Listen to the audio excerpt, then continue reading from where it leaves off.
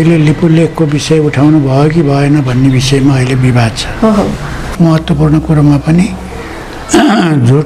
कुन झुट हो कुन साँचो हो भन्ने कुरा मान्छेलाई सोच्नुपर्ने भएपछि कस्तो हालतमा पुगेछ यो देश। अब इन्डिया त अहिले त्यो क्याम्प छोडेर उता गयो। छोड्नुको कारण चाहिँ के पर्यो भने फेरि त्यसको कारण पनि कुनै ट्रम्प नै हो। 32 सिट लिएर हिँडेका छन् प्रचण्ड भनेपछि अब त्यो 32 सिटले त अब कति खानु त्यहाँभन्दा 3 पल्ट प्रधानमन्त्री खाइसक्यो त्यो 32 सिटले। 32 सिटले त फाइदा त गरायो उनलाई। अब त्यो 32 सिटको काम छैन। अब कति भइसक्यो कराएको बिचरा अहिले प्रधानमन्त्री बनाइदिने। अहिले पनि उनलाई प्रधानमन्त्री बन्ने खुब इच्छा छ किन चुनावी प्रधानमन्त्री भइयो भने फेरि चाहिँ अलिकति सिट हात लागिन्छ भन्ने छ। प्रचण्डलाई जिताऊ। प्रचण्डले देशको लागि धेरै ठुलो काम गरे। राष्ट्रिय स्वाधीनता यिनीहरूले बचाए भनेर त हामी भाषण गर्न त सक्दैन। झुट कुरा जनतालाई भन्नु भयो। राजतन्त्र पनि गयो अनि उनीहरूले पनि त्यही बुर्जुवा गणतन्त्र ल्याउनुपर्छ भनेर भने प्रचण्डले चाहिँ छोडिदिए। उनीहरूले त आफ्नो कुरा छोडेन। प्रचण्डले के भन्यो भने अब कतिपय कुराहरू चाहिँ फरक छन् हाम्रा तर नोट अफ डिसेन्ट लेख्दिए। नौटङ्की गर्न नोट अफ डिसेन्टले चाहिँ के काम गर्यो तिनको नोट अफ डिसेन्टले। अब पोलिटिकल्ली भन्ने हो भनेदेखि उनी चाहिँ बुर्जुवा गणतन्त्रको चाहिँ एउटा चाहिँ नि भारी बोकेर हिँडिरहेको छ। उनलाई त लाज हुनुपर्ने हो नि कम्युनिस्ट भएर। ठिक छ उनी पञ्च भएदेखि सजिलै भारतले फिर्ता गर्दैन थियो किनभने यो उनीहरूले चाहिँ काला पानीमा दाबी गरेको त काला पानीमा सेनै राखेको छ नि। माओवादी केन्द्रसँग त हुँदैन, सम्भावना छैन। माओवादी केन्द्रको त एकता त अब कोसँग हुनसक्छ भने हुन त अहिले अलि त्यो अतिशक्ति होला एकपल्ट गरिसक्नु भएको नि। एमालेसँग उहाँहरूको भएको हो त्योभन्दा त राजतन्त्र ठिक थियो भन्छन्। राजतन्त्र ठिक चाहिँ थिएन। राजतन्त्र ठिक चाहिँ थिएन त्यो चाहिँ कतिपय राजतन्त्रको तुलनामा त लोकतान्त्रिक गणतन्त्र पनि ठिक हो किनभने राजतन्त्र त्यहाँ छैन। तर चाहिँ हामीले खोजेको त फेरि त्यो लोकतान्त्रिक गणतन्त्र होइन, जनगणतन्त्र हो। त्यो त आएको छैन। नमस्कार, ड्र्यागन मिडियामा स्वागत छ। म मुना चन्द। आज हामीसँग हुनुहुन्छ क्रान्तिकारी कम्युनिस्ट पार्टी नेपालका कार्यवाहक महासचिव सीपी गजुरेलजी। आज हामी उहाँसँग समसामयिक राजनीतिक विषयमा रहेर कुराकानी गर्नेछौँ। आउनुहोस् उहाँलाई स्वागत गरौँ। स्वागत छ तपाईँलाई ड्र्यागन मिडियामा। धन्यवाद। अब अहिले प्रधानमन्त्रीज्यू चीनबाट आज फर्किँदै हुनुहुन्छ। अब उहाँको चाहिँ चीन भ्रमणलाई लिएर तपाईँको भनाइ के छ? उहाँले गर्नुभएको उहाँको गतिविधि त्यहाँ चाहिँ उहाँ कतिको कुटनीतिमा सफल असफल के देख्नुभयो? अब उहाँले यो अहिले लिपुलेखको विषय उठाउनु भयो कि भएन भन्ने विषयमा अहिले विवाद छ। एक थरीले चाहिँ उहाँले गम्भीरतापूर्वक उठाउनु भयो, यसलाई सच्याउनुपर्छ भन्नुभयो, भारत र चीनसँग दुवैसँग भन्नुभयो भन्ने चाहिँ आइरहेछ भने अब उता चीनको सरकारबाट जुन विज्ञप्ति आयो त्यो विज्ञप्तिमा चाहिँ त्यो लिपुलेखको नामै छैन भनेपछि उहाँले उठाएको भए त त्यहाँ दिनुपर्ने भन्ने कुरा आइरहेछ। त्यसकारण यो कुरो यस्तो महत्त्वपूर्ण कुरोमा पनि कुन झुट हो कुन साँचो हो भन्ने कुरा मान्छेलाई सोच्नुपर्ने भएपछि कस्तो हालतमा पुगेछ यो देश। प्रधानमन्त्रीले बोलेको कुरा त्यस्तो हुन आँटेपछि अब यो देश कसरी चल्ला?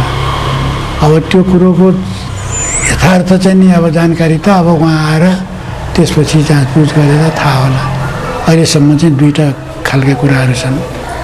अब जहाँसम्म हामीले समर्थन गर्ने भन्ने कुरा चाहिँ उहाँले लिपुलेख चाहिँ नेपालको हो भनेर उहाँले दाबी गर्नुभयो भने त्यो नेपालको हितमा हुन्छ।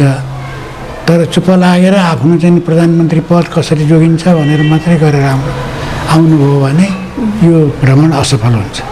भनेपछि जसरी लिपुलेखको बारेमा आपत्ति जनाउनु भयो, सी जिनपिङसँग भेट हुँदाखेरि मोदीसँग पनि साइडलाइनमा कुरा हुँदाखेरि त्यो कुरा उठाउनु भयो भनेर जसरी आइरहेको छ नि, यसमा तपाईँले शङ्का गरिराख्नु भएको छ? शङ्का छ त्यसमा? होइन, मैले गरेँ भन्दा पनि के भयो भने त्यो भ्रमण गरिसकेपछि शीर्ष नेताहरूको भ्रमण गरिसकेपछि एउटा जुन शीर्ष बैठक छ त्यो बैठकको चाहिँ प्रेस आइरहन्छ, नोट आइरहन्छ। के निर्णय साइडलाइनमा के कुरा भयो भन्ने कुरा नि उल्लेख भएको हुन्छ। तर चाहिँ ओलीजीले भेट गर्नुभयो भन्ने त्यहाँ आएको छैन। उहाँका मान्छेले भन्छन्, उहाँले कुरा राख्नुभयो भन्छ। दूतावासले पनि भन्यो नि, नेपाली दूतावासले भन्ने पनि भन्छ। त्यहाँबाट गएका उहाँका सहयोगीहरू सबैले भन्छन्। तर त्यसको जाँच चाहिँ अहिले प्रारम्भिक जाँच त कहाँबाट हुन्छ भने चीनबाट जो विज्ञप्ति आयो त्यो शिखर सम्मेलनको विज्ञप्ति त्यसबाट हुन्छ। प्रमाण त मुख्यतः त्यो हो भनिसकेपछि त्यसमा नै छैन। परराष्ट्र मन्त्रालयले पनि विज्ञप्ति निकालेको छ, त्यसमा पनि छैन। भनेपछि यसमा आशंका गर्ने ठाउँ थुप्रै छ।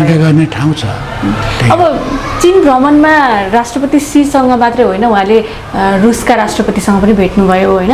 अब यो अहिले चाहिँ विश्वको राजनीति नै बहुध्रुवीयतिर लागेको जस्तो देखिन्छ, एक ध्रुवीयबाट।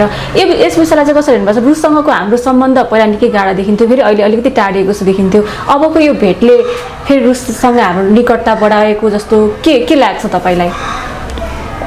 अब चीनसँगको हाम्रो सम्बन्धको सन्दर्भमा अहिले शिखर सम्मेलनमा यसबारेमा धेरै चर्चा भयो जस्तो बुझ्दिनँ म। उहाँहरूले अहिले चाहिँ किनभने नेपाललाई उनीहरूले धेरै महत्त्व दिए। अहिले त छलफल के चलिरहेको छ भने अहिलेको विश्वको परिस्थिति चाहिँ चेन्ज भइसक्यो, त्यसकारण अब चाहिँ शक्तिहरूको चाहिँ सन्तुलन बदलियो भन्ने आइरहेछ। अहिले चाहिँ सी जिनपिङले पनि त्यही भनेका छन्, त्यहाँबाट गएर पुटिनले पनि त्यही भनेका छन्। र विचित्रको कुरा त के छ भने कति लामो समयदेखि 50औं वर्षदेखिको जुन सम्बन्ध अमेरिकासँग थियो त्यो सम्बन्धको वास्ता नगरेर अब भारत पनि यही मोर्चामा गएर सामेल भएको छ। उसको त चीनसँग जहिले पनि खटपट परिरहन्थ्यो। अब बेला बेलामा लडाइँ जस्तो पनि हुन्छ सानोतिनो। तर चाहिँ अहिले चाहिँ भारत चाहिँ के भएको छ भने यो तीनजनाको समूह तीनवटा देशहरूको समूहमा ऊ पनि जोडिएको छ भनेपछि अहिलेको शक्ति सन्तुलन चाहिँ त्यस्तो किसिमले बदलियो भनेर उनीहरूले दाबी गरिरहेका छन् र त्यो बदल्नुपर्छ भनिरहेका छन्। अब त्यो सन्दर्भमा चीनहरूले चाहिँ अब नेपाललाई त्यति पुछ्ने कुरै भयो। अब यहाँ बिहान खाए बेलुका के खाउँ भन्ने छ अवस्था आएछ। अब भ्रष्टाचारले चरम अवस्थामा पुगिसकेको छ भ्रष्टाचार भनेपछि अब यस्तो अवस्था छ नेपालको।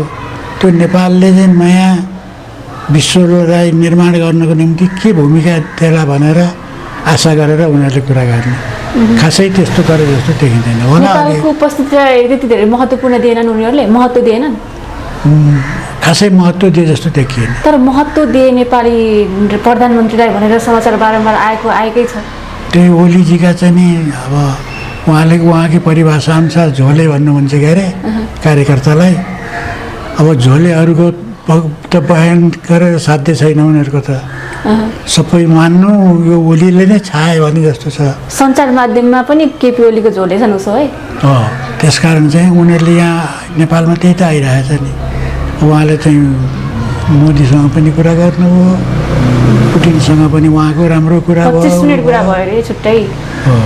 भनेपछि अहिले उनीहरूले चाहिँ तिनी स्थिति पनि छैन र अहिले चाहिँ विश्वको चाहिँ ऊ बदलिने सम्भावना हामी पनि देख्छौँ अरू पनि। त्यो उनीहरूले भनेको मात्रै होइन, किनभने रुस भारत र चीन एक ठाउँ मिल्दाखेरि अहिलेको विश्वमा सबैभन्दा ठुलो शक्ति हुन्छ कि भन्ने प्रश्न उठिरहेको छ। पहिले अमेरिकाको एकलौटी थियो। यो युद्धहरूले चाहिँ के देखायो भने त्यो होइन रहेछ। अब चाहिँ परिस्थिति बदलिएछ भन्ने कुरा पनि देखाइरहेको छ। त्यसकारण चाहिँ हामीले अब यो चाहिँ केही समय लाग्ला सबै कुरा प्रष्ट हुनलाई, केही समय अवश्य लाग्छ। भनेपछि अब चीनले नै आफू नेतृत्वकर्ताको भूमिका जस्तो निर्वाह गरेको जस्तो देखियो होइन। भनेपछि अब चीनको नेतृत्वमा अब छुट्टै शक्ति सन्तुलन शक्ति एउटा बन्दैछ विश्वमा। हो, अब मुख्य चाहिँ जुन आणविक शक्तिहरू छ, शक्ति राष्ट्रहरू छन्, शक्ति राष्ट्रहरूको चाहिँ गठबन्धन बन्दैछ। त्यो शक्ति राष्ट्रहरूमा अरू त अब सानातिना भए, तीनवटा राष्ट्र त अहिलेका शक्ति राष्ट्रहरू हुन्। एउटा रुस भयो, अर्को चीन, भारत। तीनवटा शक्ति राष्ट्रहरू एक ठाउँमा आउँदाखेरि चाहिँ अब चाहिँ त्यो शक्ति निकै ठुलो शक्ति हुन्छ। त्यो त अहिलेको लडाइँमा पनि देखियो नि। अब यो फेरि उता पश्चिमाहरूको पनि उनीहरूको गठबन्धन पनि कमजोर त छैन नि त होइन। यसको काउन्टरमा उनीहरूले पनि त केही सोचे होला नि। उनीहरूले सोचेका छन् र उनीहरूको एलायन्स त भएको छ। युरोपियन युनियनहरू ट्रम्पले हाम्रो विरोधमा यो सीले यसो गरे भनेर उनले भनिसके सार्वजनिक रूपमा। उनले त भनिसके भन्ने कुरै भइहाल्यो, प्रष्टै भइसक्यो त्यो कुरा त। अब कैयौँ दशकदेखि चाहिँ आफूसँग त्यति राम्रो सम्बन्ध भएको इन्डिया त अहिले त्यो क्याम्प छोडेर उता गयो। छोड्नुको कारण चाहिँ के पर्यो भने फेरि त्यसको कारण पनि कुनै ट्रम्प नै हो। यदि चाँडै इन्डिया उतातिर जान्थेन। अब इन्डियाले चाहिँ इन्डियालाई, चिनलाई, अरू अरू देशहरूलाई, उत्तर कोरियालाई उनले चाहिँ पुटिनले चाहिँ नि सस्तोमा तेल बिक्री गरिरहेछ, सस्तोमा दिएको छ, आधा मोलमा दिएको छ। अब यिनीहरू धेरै चाहिँ तिनीहरू तेल कन्ज्युम गर्ने राष्ट्रहरू हुन्। यिनीहरूको राष्ट्रको बजेट धेरै ठुलो बजेट त्यसमा जान्छ। नेपालको पनि त त्यही हो नि। तेल किन्दाखेरि हाम्रो धेरै विदेशिन्छ पैसा, पहिला कुरा भनेपछि सस्तोमा तेल पाउने भएपछि रुसलेसँग चाहिँ तेल किन्न अमेरिकाले सम्झौता के अरे भारतले सम्झौता गर्यो। सम्झौता गरिसकेपछि उसले चाहिँ कर लगाइदियो। ट्रम्पले चाहिँ तारिफ लगाइदिएपछि त्यो अनि त्यहाँबाट व्यापार त अब धेरै घाटा व्यापार हुने हो। त्यस हुनाले चाहिँ अब राष्ट्रिय स्वार्थलाई हेरेर अब हामी चाहिँ सम्बन्ध चाहिँ बलियो रुससँग बनाउँछु भनेर भनिहाल्यो उसले। भनेपछि अब चाहिँ युरोपियन युनियन्सको त एउटा छुट्टै सङ्गठन त छ है। त्यसको शक्तिको हिसाबले त्यो फेरि त्यति धेरै बलियो छैन अहिलेको सन्तुलनको हिसाबले। शक्तिको आणविक शक्तिहरू, हतियारहरू इत्यादिको हिसाबले उनीहरू त्यति बलियो मजबुत छैनन्। यी तिनवटा राष्ट्र जो एक ठाउँ जम्मा हुँदाखेरि यिनीहरूको शक्ति बलियो हुन्छ। अब इरान पनि त्यहीँ थपिएछ फेरि। इरान पनि शक्ति राष्ट्रमा विकास गर्दैछ अहिले। त्यो इरान पनि त्यसैमा जोडिएको छ। र अहिले त संसारभरिका चाहिँ नेताहरूको जमघट हुने ठाउँ पो चीन भएको छ। चीनमा चाहिँ आधाभन्दा बढी राष्ट्र अस्ति सामेल भइसक्यो। भनेपछि चाहिँ त्यसले चाहिँ अमेरिकालाई ढ्याङ्ग्रो ठोक्ने चाहिँ कुरा स्वाभाविक भइहाल्यो। किनभने विश्वमा प्रतिस्पर्धीको रूपमा चाहिँ अगाडि आएको त चीन थियो, उसको अरू त्यति आउन सकेका थिएन। अब चीनको त्यो स्थिति देखेपछि चाहिँ ऊ त तर्सिने कुरा आइहाल्यो। त्यसको असर हाम्रो नेपालमा कतिको पर्छ प्रभाव? यो शक्ति सन्तुलनलाई लिएर जुन अहिले होडबाजी चलिरहेको छ विश्वमा, यो देखिएको खुल्ला देख्न सक्छौँ हामीले। यसको असर हाम्रो नेपाल जस्तो राष्ट्रमा कस्तो खालको पर्छ? हाम्रो राष्ट्रलाई पनि पर्छ, तर चाहिँ एक ध्रुवीय हुनुभन्दा बहुध्रुवीय हुन फाइदा छ। एक ध्रुवीय भनेपछि चाहिँ एउटै राष्ट्रको चाहिँ त्यहाँ डिक्टेटरसिप हुने भयो। उसले जुन शर्त राखिदिए पनि मान्नुपर्ने हो। जस्तो अहिले इन्डियाको कुरा गरौँ न, एक ध्रुवीय विश्व भएको भए त्यो तारिफ नतिरिकन हुँदैन। त्यो तिरेर पनि व्यापार गर्नै पर्थ्यो। अब के लाग्छ? तर उसले त विकल्प खोलिदियो नि त चिनले त। चिन र रुसले त विकल्प खोलिदियो। तिम्रो चोइस अब त्यहाँ महँगो चाहिँ नि ऊ गरेर त्यहाँ जान्छौ कि आउँछौ यहाँ आउँछौ भने हामीले सुविधा दिन्छौँ। विकल्प अर्को भएपछि अब उनले चाहिँ भारत पनि चिनतिर ढल्केको छ अहिले। त्यसै नेपाललाई पर्ने असर चाहिँ के छ भने अब त्यो चाहिँ अब हामीले शक्ति राष्ट्रहरूसँग हामीले डिल गर्न सक्यौँ भने त्यो राम्रै हुन्छ। जस्तो चिन हाम्रो उत्तरी छिमेकी हो। अहिलेसम्म हाम्रो चाहिँ भूभाग चिनले कब्जा गरेको पनि थिएन। अहिले लिपुलेखमा अलिकति विवादास्पद भयो र चिनले चाहिँ हाम्रो कहीँ पनि त्यस्तो उल्लङ्घन गर्ने हाम्रो राष्ट्रलाई ठग्ने त्यस्ता असमान सन्धि गर्ने गरेका छैन। त्यो चिन चाहिँ एउटा मजबुत राष्ट्र हुनु त हाम्रो हितमा भयो नि त। त्यो नभइदिएको भएदेखि त सबै दबदबा चाहिँ अमेरिकाको भइदिएको भए अमेरिकाले जे गर्नुपर्छ भन्यो त्यही मान्नु पर्थ्यो। अब त्यो नमाने पनि हो, विकल्प अगाडि खोलेछ।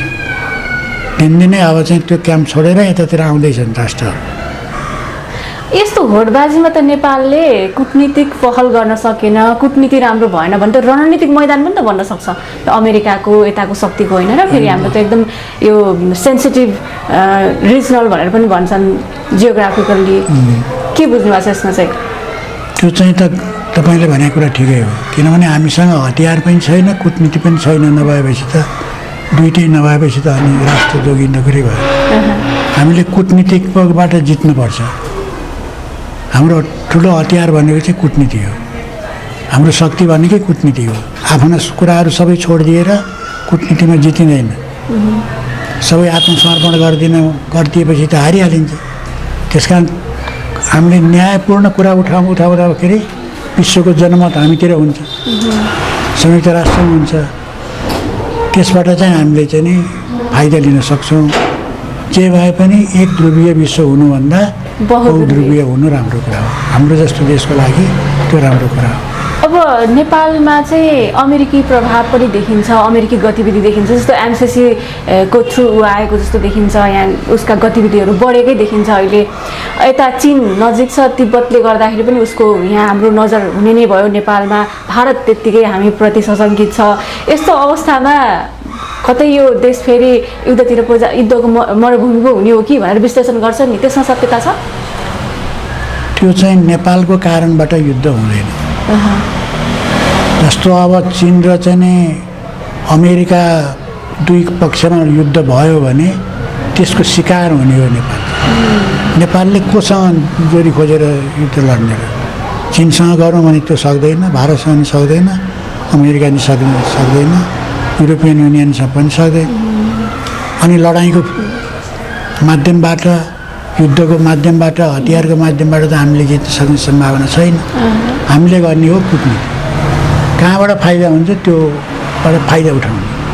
अमेरिकासँग लिन सक्ने फाइदा अमेरिकाले लिने, चीनसँग लिने, भारतसँग लिने र उनीहरूको अन्तर्विरोधमा खेल्ने। त्यस्तो तरिकाले चाहिँ हामीले चाहिँ आफ्नो शक्ति सञ्चय गर्ने त्यताबाट हो। हामीले हतियारबाट सक्दैनौँ, फौजमा सक्दैनौँ, धन सम्पत्तिमा पैसामा सक्दैनौँ। अब के गर्ने? कूटनीति कस्तो देख्नु भएको छ नेपालको? हाम्रो नेपालको सरकारको, हाम्रो नेपालको कूटनीति अहिलेसम्म कस्तो देख्नु भएको छ? अब यो नेपालमा यदि चाहिँ जनपक्षीय सरकार भयो, क्रान्तिकारी शक्तिले चाहिँ सत्तामा हात लियो भने यति सानो देशले पनि धेरै विकास गर्छ। अब कोरियालाई मान्छे नाम लिन चाहँदैन थियो, अहिले कोरियाको पनि भाउ बढेर उसले रुसलाई सहायता गर्नेमा पुग्यो। लडाइँमा त सहायता गर्यो रुसले। अब रुसलाई अब के भन्नु, कृतज्ञ बनायो उसले। त्यो मौकामा सहयोग गर्यो, यज्रोसन मित्र भन्ने त गरायो नि उसले। सानो राष्ट्र हुँदैमा त्यसले हार्नुपर्छ भन्ने केही छैन। तर के भन्छ भने त्यसको नेतृत्व कसले गरेका छन्? त्यो क्रान्तिकारी शक्तिहरूले गरेका छन्। आत्मसमर्पण नगर्ने शक्तिहरूले गरेका छन् भने ठुलो शक्तिलाई पनि झुकाइदिन्छ।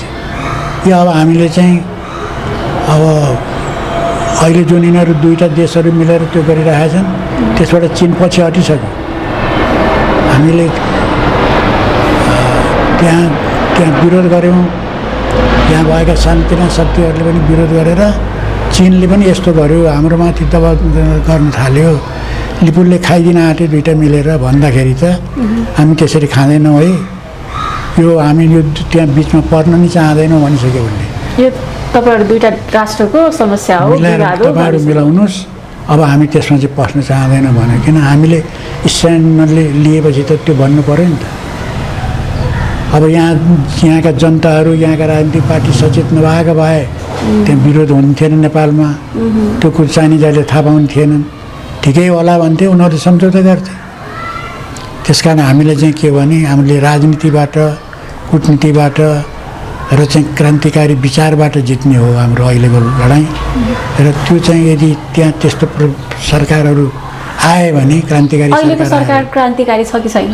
छैन। अहिले त के सम्म कस्तो सरकार, कुन व्यक्ति देख्नु भएको छ त नेपालमा? कुन व्यक्ति छ त्यस्तो क्रान्तिकारी जसले हाम्रो राष्ट्रको नेतृत्व गरेर अटल भएर हाम्रो लिपुले हाम्रो भनेर भूभाग फिर्ता ल्याउन सक्ने? अब त्यो त के हुन्छ भने जो त्यस्ता शक्तिहरू हुन् तिनलाई त अहिले केहीमा पनि ठाउँै दिएको छैन।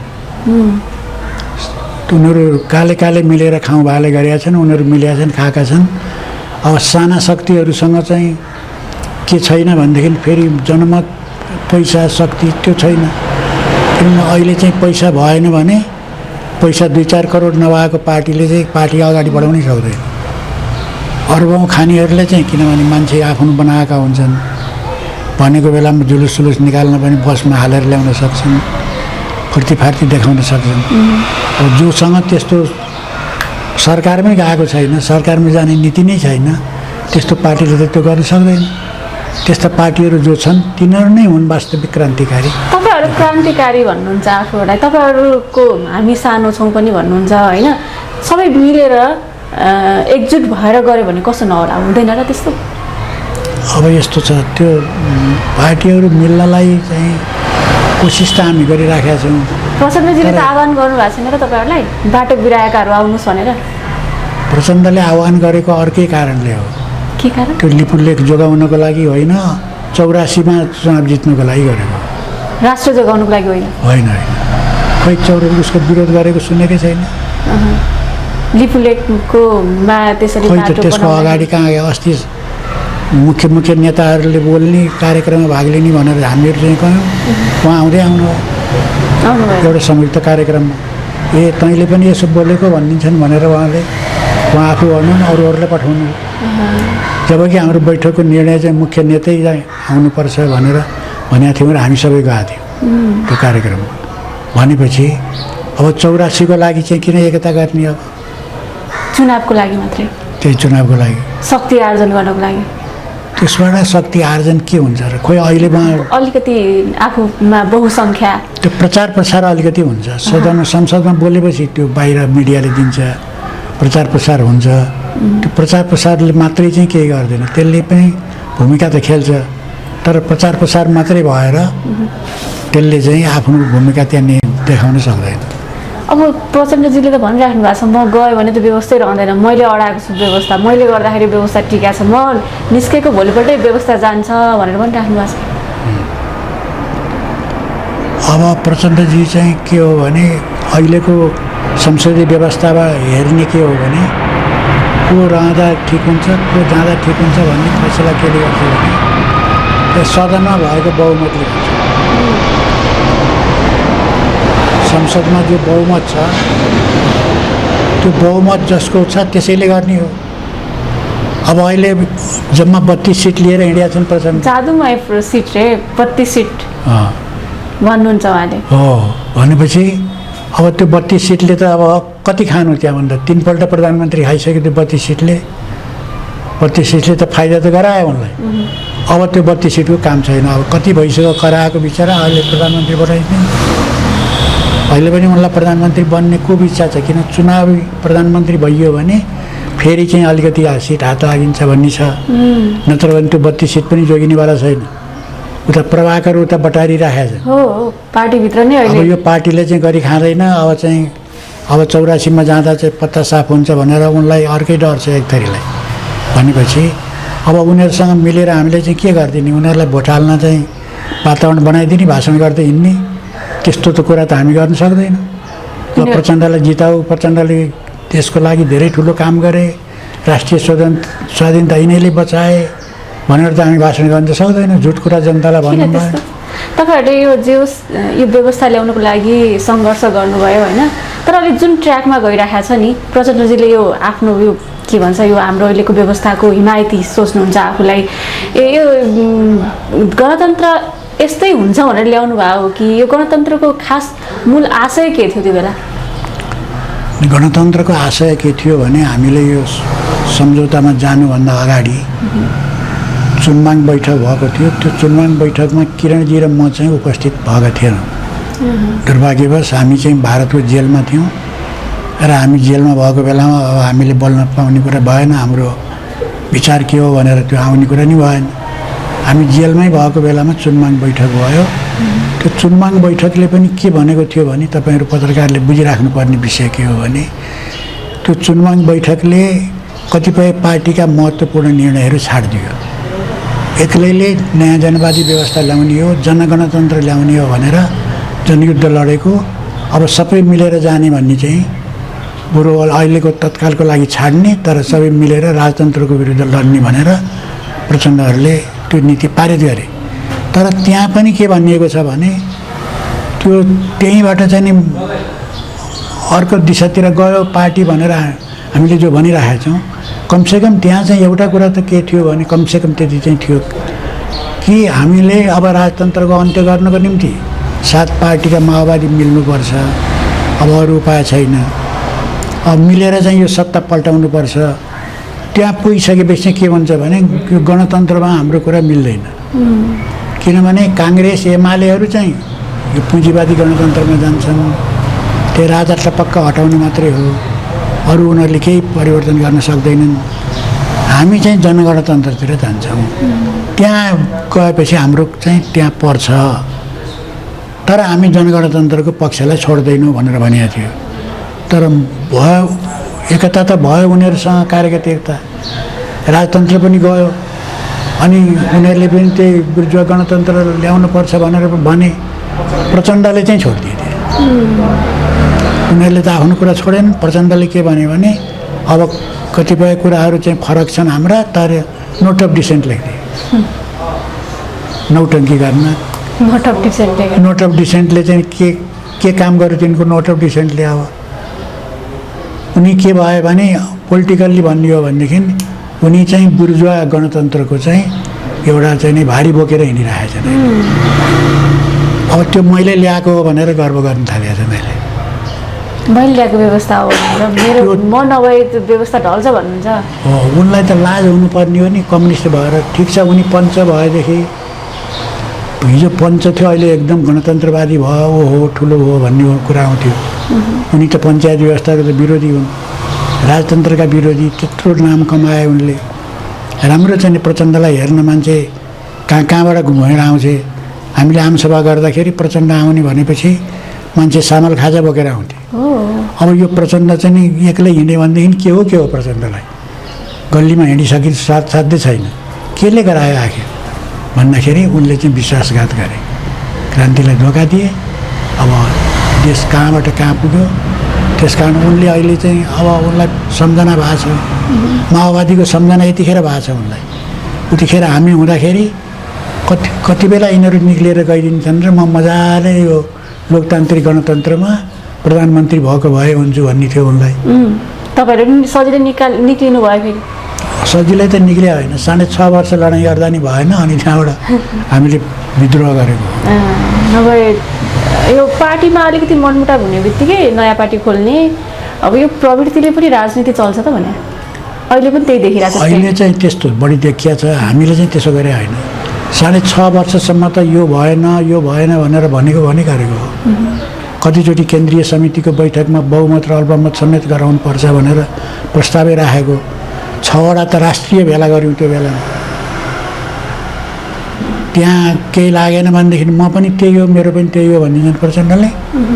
अनि अध्यक्ष चाहिँ आफू छँदैछन् त्यहाँबाट। अनि पार्टीलाई थाहा नदिकन भित्रभित्रै जान्छन्, अर्कै सम्झौता गर्छ। यहाँ लोकतान्त्रिक गणतन्त्रमा चाहिँ गइसकेको कुरा कैयौँलाई थाहै भएन। यहाँ भनेपछि कुनै सरसल्लाह बिना आफ्नो व्यक्तिगत रूपमा, पार्टीगत रूपमा होइन, व्यक्तिगत रूपमा उहाँले निर्णय गर्नुहुन्थ्यो। हो, अहिले बिचरा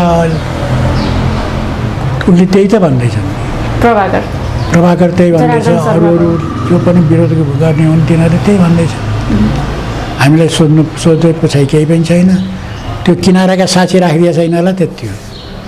यदि गलत भयो भनेदेखि त यिनीहरूलाई पनि पार्टी बदनाम भयो भने यिनीहरू पनि त जनताको नजरमा पर्छन् नि। यस्तो गर्ने हो तिमीहरूले। प्रचण्डलाई मात्रै त दोष दिँदैन, त्यो दिवाकरलाई पनि दोष दिन्छ। त्यो पार्टीमा बस्ने, त्यही पार्टीको उसको कुरा गर्ने भनेर जनता त त्यसको विरोधमा उत्रिहाल्छन्। त्यो त उनीहरूले अहिले त्यस्तो गर्दिन भनेर पनि भएन। त्यो पार्टीमा बसिसकेपछि त गर्नै पर्यो। अब त्यो पार्टीको निर्णय मान्छौ भन्नु परिहाल्यो। होइन भने त लो आजदेखि तिमी बिदा हो भनिदिइहाल्छ। पार्टीकोमा बसेपछि त पार्टीको निर्णय मान्नु पऱ्यो नि। म त यो निर्णय गलत भयो, यो गलत गऱ्यो, म मान्दिनँ भन्ने आँट कसैको हुने कुरा भयो।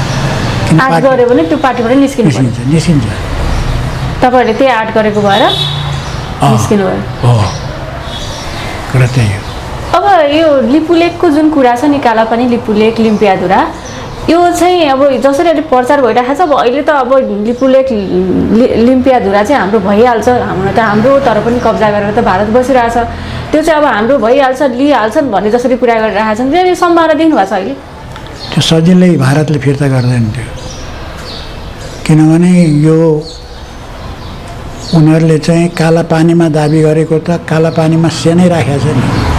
त्यो सेना कति बेला कुन परिस्थितिमा राखेको हो भने 1962मा चीन र भारतको जुन लडाइँ भयो, त्यो लडाइँ भएर चाहिँ के गर्यो भनेदेखि चीनले सबैबाट लखेडिदियो भारतलाई। कहीँ 37 किलोमिटरभित्र चिन पस्यो, उता आसामतिर, यता पश्चिमतिर पनि चाइना पस्यो र चाहिँ अब टिक्नै नटिक्ने नेपालभित्र पनि प्रवेश गरे उनीहरू ज्यान जोगाउनलाई र त्यहाँ कालापानीमा गएर बसे उनीहरू।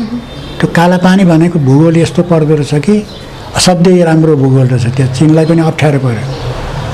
अप्ठ्यारो परेपछि त्यहाँसम्म त लखेटेर गए उनीहरू, यो अप्ठ्यारो मोर्चा रहेछ भनेर त्यो मोर्चामा चाहिँ बाट उनीहरू अन्त्य अरू मोर्चातिर गए त्यहाँबाट र त्यहाँबाट त्यो भूमिलाई आफ्नो बनाउनको निम्ति चाहिँ उसले धेरै कोसिस गरे भारतले र त्यतिखेर राजा महेन्द्रको शासन थियो अनि राजा महेन्द्रसँग आएर चाहिँ त्यहाँको प्रधानमन्त्रीले चाहिँ अब नेहरूले चाहिँ बिन्ती भाव गरेर त्यो ठाउँ चाहिँ हामीलाई छोडिदिनुहोस्, नत्र भने त्यहाँ पनि त्यसैले अहिले महेन्द्रलाई दोष दिने गर्छन्। महेन्द्रले त्यहाँ सेना राख्न नदिएको भए त्यो भूभाग अहिले हाम्रै हुन्थ्यो, इन्डियाले कब्जा गर्दैन थियो भनेर। ठिक कुरा हो नि, त्यो ठिक हो, सही कुरा हो, त्यो त इतिहासकोमा उल्लेख भएको कुरा हो। तर अब सेना राख्न दिएको उसले त कब्जै गरिदियो। अब हाम्रै हो, भारतकै हो भन्न थाले। सजिलै उसले छोड्नेवाला छैन, चिनको समर्थन हामीले पाउने कि नपाउने भन्नेमा पनि होला फेरि। अब चिन पनि हामी बिचमा पर्दैन भनेर ऊ पनि टकटकी पन्छिसक्यो त्यो कुराबाट। भनेपछि अब हामीले यसलाई दीर्घकालीन लडाइँ लड्नुपर्छ, संयुक्त राष्ट्रसँग पनि उठाइ गर्नुपर्छ, भारतलाई हैरान परेशान पारेर नदिइकन नछोड्ने बनाउनुपर्छ। त्यो भनेपछि हतियारले मात्रै काम दिँदैन, त्यहाँ विचारले नि काम दिन्छ, जनताको एकताले नि काम दिन्छ। त्यो सबै चिजहरू हामीले चाहिँ आफ्नो भूभाग फिर्ता लिनको निम्ति हामीले कोसिस सबैतिर गर्नुपर्छ। तर त्यस्तो गर्ने सरकार चाहिन्छ, राष्ट्रिय सरकार। किनभने यिनै मान्छेहरूले पनि यदि राष्ट्रको पक्षमा उभिए भनेदेखि त एकता हुँदो रहेछ नि। जस्तो लिपुलेखको नक्सैमा थिएन नि पहिला, हाम्रो नक्सैमा छैन, नक्सा चाहियो भनेर भन्दा ओलीजीले चाहिँ ओलीले नक्सा सदनमा प्रस्तुत गरेपछि त एक मतले पारित भयो नि। ओलीजीले त्यो बेलामा राम्रो काम गर्नुभयो नि। हजुर, राम्रो काम गर्नुभयो। छुट्टै नक्सा नल्याइदिएको भए यो विषय अहिले उठान पनि हुन्थेन। अब यो नेपालमा फेरि यो अहिले चिनको कुरा गर्दाखेरि चिनसँग हाम्रो प्रधानमन्त्रीज्यूले GDI, GCI र GSIमा भाग लिने भनेर सहमति गर्नुभयो। हालमा त्यसको विरोध भइरहेको छ, असंलग्न कूटनीतिको हाम्रो चाहिँ त्यो विरोधमा गयो भनेर। यो विषयलाई चाहिँ कसरी हेर्नुपर्छ तपाईँले? यो विषय चाहिँ के भयो भने त्यो जुन विज्ञप्ति आयो उनीहरूको चाहिँ त्यो विज्ञप्तिमा के भनेको छ भने त्यो ग्लोबल जुन सेक्युरिटी ग्लोबल डेभलपमेन्ट इनिसिएटिभ जे भए पनि ग्लोबल इनिसिएटिभ चाहिँ जुन 5वटा इनिसिएटिभ भनेको छ त्यो कुरा चाहिँ अहिलेको चीन सरकारको एउटा नीति बनाएको छ उनीहरूले अगाडि बढ्नको निम्ति। यो नीति चाहिँ हामी लागू गर्छौँ भनेको छ र उसले प्रस्ताव राखेर चाहिँ हाम्रो चाहिँ यो ग्लोबल जुन इनिसिएटिभ हो यसलाई यहाँ उपस्थित भएका राष्ट्रहरूले यसलाई समर्थन गरिदिनुहोस् भनेर उनले अपिल गरे सी जिनपिङले। र चाहिँ अब कतिपयले समर्थन गरे र चाहिँ उनले आफ्नो जुन विज्ञप्ति निकालेको छ चिनले त्यसलेमा के भनेको छ भने नेपालले नि सही गर्यो भनेको छ। अब हामीले त पहिलेको जस्तै हो यो पनि। अब हामीले नै गएर त्यहाँ त देखाएको छैन, उनीहरूले जे भन्छन् त्यही पत्याउने कुरा हो। पछि अब त्यो जाँच बुझ भएर अब त्यसको चाहिँ विषयमा चाहिँ सङ्घर्ष गरेर कति गरेर बल्ल बल्ल प्राप्त हुने होला। त्यो अहिले चाहिँ उनीहरूले त्यो भनिदिएपछि त शङ्का त उत्पन्न हो नि यसमा पनि। यसमा पनि आशंका गर्नुपर्ने ठाउँ छ। नेपालले त्यो नगर्नु पर्थ्यो, नेपालले नगर्नु पर्थ्यो किनभने ग्लोबल इनिसिएटिभ लिएपछि त्यो क्याम्पमा गयो। अब नेपालमा त त्यसै पनि अमेरिकी क्याम्पमा गएको जस्तो देखाएको छ नि त। आइपिएसमा MCCबाट जानी नजानी ऊ आइपिएसमा संलग्न भएको हामीले देखिरहेका छौँ। अब आइपिएसका प्रोग्रामहरूमा इभेन्टहरूमा चाहिँ नेपाली सेना गएको पनि हामीले देखिरहेका छौँ। त्यही अनुसारको नेपाली सेनाले गतिविधि पनि गरिरहेको छ। त्यो अवस्थामा त यो नेपाल जस्तो मध्यम खालको राष्ट्र जे भए पनि त्यसमा चाहिँ यो त एउटा अवसरको रूपमा पनि लिएका छन् नि कतिले चाहिँ। अब चाहिँ यसमा चाहिँ यो अवधारणा अनुसार हामीले हाम्रो राष्ट्रको सुरक्षा गर्न सक्छौँ भन्ने टाइपले। त्यो त MCCमा गर्नु पनि गलत छ, यो पनि गलत छ भन्नुपर्छ हामीले। त्यो चाहिँ त्यसो गरेको हुनाले त्यसलाई ठिक गर्नलाई यतातिर लाग्ने भन्यो भने त्यही यो एउटा क्याम्पमा हामी सामेल भएको हुन्छौँ। असंलग्न राष्ट्र भन्ने कुरा रहँदैन त्यहाँ। तर अहिले हाम्रो चाहिँ के छ भनेदेखि परिस्थिति, हाम्रो जियो पोलिटिकल सिचुएसन जुन छ, हाम्रो अहिलेको विश्व राजनीति जुन छ, त्यसमा एउटा पक्ष शक्ति राष्ट्रको क्याम्पमा गएर फाइदा छैन। त्यसकारण चाहिँ हामी के भन्छौँ भने आफ्नो स्वार्थलाई सर्वोपरि माथि राखेर जुन बेला जोसँग फाइदा लिँदा ठिक हुन्छ त्यससँग कोसिस गर्ने। अघि मैले भने हामीले चाहिँ त्यो कुटनीतिबाट र हाम्रो चाहिँ त्यो नीतिले यहाँ हामीले चाहिँ यो हाम्रो राष्ट्र जोगाउने हो। किनभने शक्तिले त सकिँदैन। अब एमसिसी आयो, हामीले त्यत्रो विरोध गऱ्यौँ, तपाईँहरूले लेख्नुभयो त्यो बेला, त्यो सबै कुरा भयो। विरोध गरेर पनि त्यो विरोध गरेको केही अर्थ भएन। राति आधा रातमा गएर पास गरिदिइहाल्यो। जे भयो भने त्यो इस्यु त स्थापित भयो नि। जब जबरजस्ती गरेर चाहिँ पास गरेपछि त अब अमेरिकाको पक्षमा पनि पास गरिदिने, त्यो त चिनको पक्षमा पनि पास गरिदिनु त मिलेन नि। अब त्यहाँ अब ओलीलाई अप्ठ्यारो पर्नेवाला त्यहाँ छ। त्यो प्रश्न त उठ्छ नि। दुईवटा क्याम्पमा एकचोटि कसरी गयो तिमी भन्ने कुरा आयो नि। उनले त एमसिसी पास गर्नु हुँदैन थियो कुनै हालतमा। घेराबन्दीमा पर्ने भयो। अब घेराबन्दीमा पर्ने भयो। त्यस कारण त जताबाट हेर्दा पनि के छ भने हाम्रो सङ्कट थपिँदैछ हाम्रो देशमा। अब त्यो सङ्कटबाट मुक्तिको लागि के भने जनतालाई फेरि गोलबन्द गर्ने, फेरि ठुलो चाहिँ अब राष्ट्रिय स्तरका आन्दोलनहरू उठाउने र यिनीहरूलाई घुँडा टेकाउने र विदेशी शक्तिहरूलाई पनि चाहिँ हाम्रो भूमिबाट फिर्ता गराउने, यो सबै कुराहरू गर्नु जरुरी छ। अब केपी ओलीको कुरा गर्दाखेरि हामीले केपी ओलीले यसरी हस्ताक्षर गरे भन्ने कुराहरू जसरी आइरहेको छ, केपी ओलीले त्यस्तो घात गर्लान् र भनेर पनि प्रश्न आउँछ। किनभने उनले यो चुच्चे नक्सा निकाले राष्ट्रवादका कुरा गर्दाखेरि अब सबै कुराहरू त अब कमी कमजोरी पनि होलान्। राष्ट्रको कुरा आउँदाखेरि उनले चुच्चे नक्सा ननिकालेको भए यो विषय आउँदैन थियो पनि भन्छन् नि त। अब यो चाहिँ के हो त खासमा? किन यति धेरै विरोध हुन्छ उनको? होइन, उनले चाहिँ अर्को एउटा पक्ष त राम्रो पक्षलाई ठिकै छ, राम्रै भयो त्यो, तर महाकाली सन्धि पास गराउने पनि यिनै उनकै हो। त्यसलाई पनि नकार्न सक्छ। त्यो महाकालीकोलाई के भन्ने, अब पुरै नदी नाला बेचेको छ। त्यहाँ सन्धिमा के लेखा छ भने त्यो जुन 1816 को सन्धि हो, त्यो सन्धिमा के लेखा छ भने यो जुन काली नदी छ, काली नदी भनेको छ त्यसमा, महाकालीलाई काली नदी भनेको, काली नदी भन्दा पारीका चाहिँ जनताहरूसँग अब आउने चाहिँ राजाका र उनका परिवारहरूले कुनै पनि सम्बन्ध राख्ने छैनन् आफ्नो देश भनेर भनिएको छ। कालीभन्दा पारीका जनतासँग भनिएको छ। सम्झौताले काली नदी पनि नेपालकै हो भन्ने भनेको छ। तर त्यसलाई छोडेर होइन, अब दुई देशको बिचको नदी बनाउँदा आधी आधी पानी हुन्छ भनेर आधी आधी बाँडिसक्यो। उनले बिजुली निकालिसक्यो, नहर पनि खनिसक्यो। अझ त्यहाँ हामीलाई त एउटा सानो कुलो जस्तो पो नहर दिएको छ। आफूले चाहिँ लगाएको छ जम्मै त्यत्रो महाकाली नदी जम्मै पानी उता लगाएको छ। खोल्सोलाई त्यसलाई केन्द्रबिन्दु बनाएको छ, एउटा खोल्सोलाई बनाएको छ, गुन्जीको एउटा खोल्सोलाई बनाएर छ भनेपछि अब त्यसलाई राम्रो काम कसरी भन्ने? विगत हेर्ने हो भने उनको हो। अब अहिले पनि त कतिपय सन्धि सम्झौताहरू गलत गरिरहेका छन् उनले। अहिले कुन चाहिँ? अब अहिले एमसिसी गरेकोलाई नै भनौँ, अब ठुलो ऊहरू। अब उनले चाहिँ एउटा पक्ष आफ्नो बलियो पार्नको निम्ति चाहिँ जनतासँग एकता कायम गर्ने, विरोधीहरूसँग लड्ने योजना बनाउने त्यो छैन उनको। कुनै एक दुईवटा कामहरू चाहिँ जनताको पक्षमा लागेर गरिदियो, त्यही देखाएर अनि त्यहाँबाट प्रधानमन्त्री बनेको गर्ने, त्यही झन्डा बोक्ने अनि प्रधानमन्त्री बन्ने, मै जति देशभक्त कोही छैन भन्ने ब्रान्डिङ गरिरहेका छन् अहिले। उहाँ त सीसँग भेट्नुभयो, पुटिनसँग भेट्नुभयो, उहाँ लिडर नेता, उहाँ चाहिँ राष्ट्रवादी नेता भनेर ब्रान्डिङ भइरहेछ उहाँको। त्यो चाहिँ उहाँका झोले साथीहरूले गरे होलान्। धेरै धेरै त ब्रान्डिङ गर्ने त छैन। यहाँ आइसकेपछि त्यो पनि पोल गरेको नहोस्, हामी त्यही चाहन्छौँ।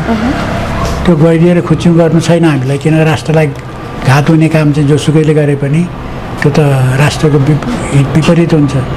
त्यस्तो नभइदिएको होस् भन्ने हामी चाहन्छौँ। तर उनले गरिदिएका रहेछन् भने त त्यो तथ्यलाई त मान्नु पर्यो। स्वीकारको विकल्प छैन। त्यसकारण चाहिँ अब हामीले क्रान्तिकारी शक्तिलाई विकल्पको रूपमा स्थापित गर्नुपर्छ र चाहिँ सानो र ठुलो भनेको चाहिँ पार्टी चाहिँ कहिले सानो हुन्छ कहिले ठुलो हुन्छ। हाम्रो जनयुद्ध गर्नुभन्दा अगाडि हाम्रो पार्टी सानो थियो, ठुलो भयो फेरि घटेर ठुलो भयो, फेरि हामी त्यहाँ चाहिँ समस्या पैदा भयो, फेरि घटेर त्यत्रो सानो भयो। 120 सिट ल्याएको एक्लैले 120 सिट ल्याएको पार्टी 32 सिटमा आएर खुम्चियो। त्यस्तो हुन्छ। क्रान्तिकारी पार्टी भनेपछि तपाईँहरूले के गरिराख्नु भएको छ अहिले? क्रान्तिकारी पार्टीहरू भन्नाले कोसँग तपाईँहरू एकता गर्दै हुनुहुन्छ? के छ तपाईँहरूको अहिले? अब हाम्रो चाहिँ एकता चाहिँ पार्टी एकता 3टा पार्टीको धेरै भएको छैन। क्रान्तिकारी पार्टी नाम राखेको हामीले एकता भएपछि हो क्रान्तिकारी कम्युनिस्ट पार्टी राखेको, नत्र भने हामी चाहिँ कहिले ड्यास माओवादी कहिले क्रान्तिकारी माओवादी भन्ने नाम थियो हाम्रो। हामीले चाहिँ एकता गरिसकेपछि त्यसको नाम चाहिँ फेरि अरू साथीलाई किन हाम्रो चाहिँ केही पनि भएन भन्ने हुन्छ। फेरि एकता गर्दाखेरि सबै कुरो उसलाई ध्यान दिनुपर्छ भनेर हामीले क्रान्तिकारी कम्युनिस्ट पार्टी राखेको। अब हाम्रो 3टा पार्टी चाहिँ नि एउटा भएछ। पुको पार्टी भनौँ नि, मोहन विक्रमजीले नेतृत्व गर्नुभएको मसालबाट केही साथीहरू अलग हुनुभयो, मसालको एक पक्ष, त्यहाँबाट विप्लवको चाहिँ एक पक्ष, उहाँहरूसँग भएका 2जना नेताहरू त्यहाँ छोडेर आउनुभयो र 3टा पार्टी भएर चाहिँ हाम्रो चाहिँ पार्टी एकता भएर क्रान्तिकारी कम्युनिस्ट पार्टी बनेको छ। अब अरू पार्टीसँग पनि एकता गरौँ भनेर वार्ता चलिरहेको छ, तर पार्टी एकता नभए पनि काम एजेन्डा मिल्छ भने त्यो एजेन्डामा मिलेर जाउँ नि त भन्ने सहकार्य भएको छ। र त्यो भर्खरै यो उसको विषयमा हामीले त्यो यो जुलुस निकाल्ने विरोध गर्ने काम पनि हामी संयुक्त रूपले गऱ्यौँ। अहिले चाहिँ कार्यगत एकता चाहिँ सम्भव छ, संयुक्त मोर्चा पनि हुने सम्भावना छ। पार्टी एकता नभए पनि जे जति लेभलमा चाहिँ हाम्रो एकता हुनसक्छ त्यो चाहिँ गरौँ। माओवादीसँग एकता हुने सम्भावना कति छ? माओवादी केन्द्रसँग त हुँदैन, सम्भावना छैन। माओवादी केन्द्रको त एकता त अब कोसँग हुनसक्छ भने हुन त अहिले अलि त्यो अतिशयोक्ति होला, एकपल्ट गरिसक्नु भएको भने एमालेसँग उहाँहरूको भएको हो त्यो नटिकेको न हो। नेकपा बन्या थियो, नेकपा भन्नु पनि एमालेसँग हुनसक्छ। एमालेसँग चाहिँ उहाँहरूको मिल्ने दिएको एमाले थियो, त्यहाँ पनि प्रधानमन्त्री को बन्ने भनेर अब 2टा प्रधानमन्त्री राख्नु त भएन, 2टा अध्यक्ष त राखेको थिए क्यारे, अब प्रधानमन्त्री 2टा राख्नु त भएन भनेपछि त्यस्तो लैबरी तालले पनि कहीँ कम्युनिस्ट पार्टीको एकता हुन्छ?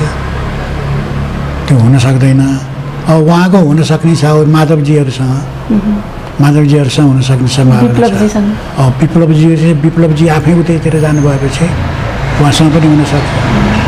महामन्त्री चाहियो भनेर चाहिँ परिक्रमा गर्दै हुनुहुन्छ क्यारे, अब महामन्त्री दिने हुन् कि नदिने हुन् अब त्यो त बाँकी रहने समयले देखाउला। त्यस कारण उहाँहरूको हुन्छ त्यो होस्, ठिकै हो। धेरैवटा पार्टी हुनुभन्दा थोरैवटा पार्टी हुनु राम्रो हो, नत्र भनेदेखि यो पत्रकारलाई पनि झन्झट। अब नामै कतिवटाको कम्युनिस्ट पार्टीको कुन हो धेरै राष्ट्रलाई पनि अन्यल, जनतालाई नै अन्यल। अब यो त कस्तो हो भनेदेखि बडा अप्ठ्यारो जस्तो भयो राजनीति बुझ्नलाई। 2-3टा पार्टी भएपछि सजिलै बुझिन्छ। त्यस कारण चाहिँ त्यो पनि हो। अर्को कुरो चाहिँ जब हाम्रो चाहिँ पार्टी एकतै हुँदैन भने पनि संयुक्त मोर्चा र कार्यगत एकता पनि गरेर नि अगाडि बढौँ भन्ने हाम्रो प्रस्तावलाई साथीहरूले मान्नु भएको छ। हाम्रो चाहिँ बेला बेलामा कार्यगत एकता भइरहेको छ। अन्तिममा यो तपाईँहरूले यो गणतन्त्र ल्याउने भनेर जसरी ल्याउनु भयो गणतन्त्र, योमा तपाईँहरू कति खुसी हुनुहुन्छ? हामीले केही गल्ती गऱ्यौँ कि त्यो बेला भन्ने लाग्छ कि लाग्दैन कहिले यो अवस्था हेर्दाखेरि? अनि त्यो त लाग्दैन, किनभने अघि मैले भनिहालेँ हामीले ल्याउन खोजेको चाहिँ जनगणतन्त्र थियो, तर त्यो भएन। लोकतान्त्रिक गणतन्त्र आयो। त्यो भनेर चाहिँ फेरि कतिले के भन्छन् भनेदेखि त्यो चाहिँ तिमीहरूले गणतन्त्रकै विरोध गर्यो, त्यो भन्दा त राजतन्त्र ठिक थियो भन्छन्। राजतन्त्र ठिक चाहिँ थिएन। राजतन्त्र ठिक चाहिँ थिएन। त्यो चाहिँ कतिपय राजतन्त्रको तुलनामा त लोकतान्त्रिक गणतन्त्र पनि ठिक हो, किनभने राजतन्त्र त्यहाँ छैन। तर चाहिँ हामीले खोजेको त फेरि त्यो लोकतान्त्रिक गणतन्त्र होइन, जनगणतन्त्र हो। त्यो त आएको छैन।